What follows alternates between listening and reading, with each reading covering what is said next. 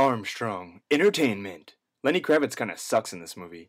Hey everyone, what's up? This is Chad from Armstrong Entertainment, and I saw the movie The Hunger Games. It stars Jennifer Lawrence, Josh Hutcherson, Liam Hemsworth, Stanley Tucci, Wes Bentley, Elizabeth Banks, Lenny Kravitz, Donald Sutherland.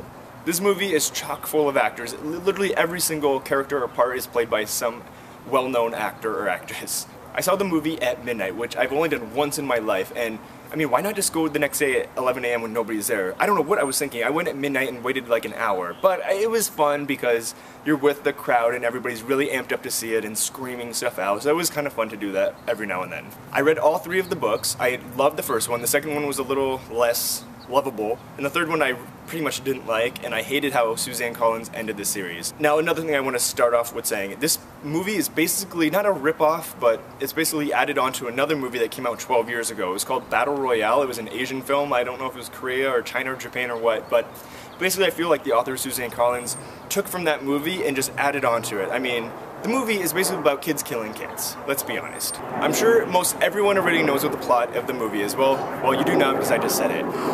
I'll give you a quick synopsis. It's set in the future in the United States, I believe, and the country is divided into 12 districts, and each year there's this thing called the Hunger Games, which is a televised show, reality show basically, where one boy and one girl from each district is basically sacrificed to fight to the death, and there's one victor every year, and everybody in Pan is supposed to be watching the show, and that's how they control their districts, blah blah blah. That's the plot. While reading this book, I thought it was going to be really hard to portray it in a movie. I mean, it's kids killing kids. How are they going to show that in a film without making it an R-rated movie, you know? Is it going to lose something if it's rated PG-13? Is it just not going to be realistic enough? And the answer is yes and no. I think I was a little surprised how many death scenes they showed, because I didn't think they were going to show any.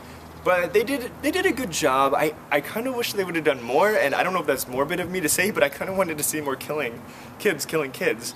Yeah, that's probably pretty bad to say. But honestly, that's what you want to see, right? I mean, am I the only one? You want to see the death scenes. So I was a little disappointed when I heard it was going to be made into a PG-13 movie, but I thought they did a really good job with what they could. Jennifer Lawrence, when I heard she was cast, I was really surprised because I did not picture her as Katniss. But on the bright note, she did an amazing job. She really brought the movie to a different level.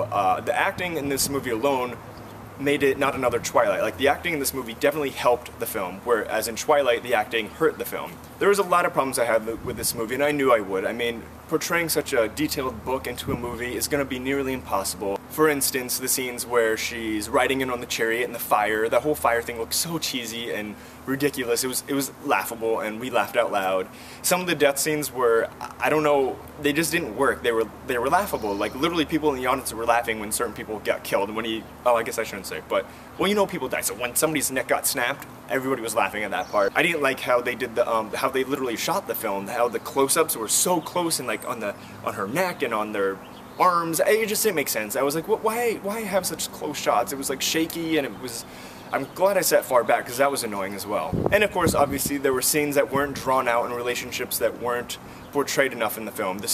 All of her scenes with Rue, I felt like Rue should have been in the movie a little more, and there needed to be more of a relationship between the two, and there really wasn't, and it was hard to really care about her. Overall, I thought The Hunger Games was pretty decent. I definitely enjoyed it. I liked the first half way more than the second half. I can't believe I'm saying that because I thought the second half was going to be the best part, because let's be honest, we want to see them killing each other, right? That's what I wanted to see. I didn't want to see the whole build up to it. I just wanted to see them get to it. But for some reason, the first half worked better for me than the second half. And that kind of surprised me. Again, this movie's humongous hit. Everybody's probably already seen it. I don't even know why I'm doing a review. Go check it out, The Hunger Games. If you've read the book, you'll probably not like it as much as people who haven't, because you don't know all the details if you haven't read the book. But if you have, you know the details. You know, you're gonna see it anyways. I don't even know why I'm doing a review. So go check out The Hunger Games, playing at 4,100 theaters near you. The Hunger Games.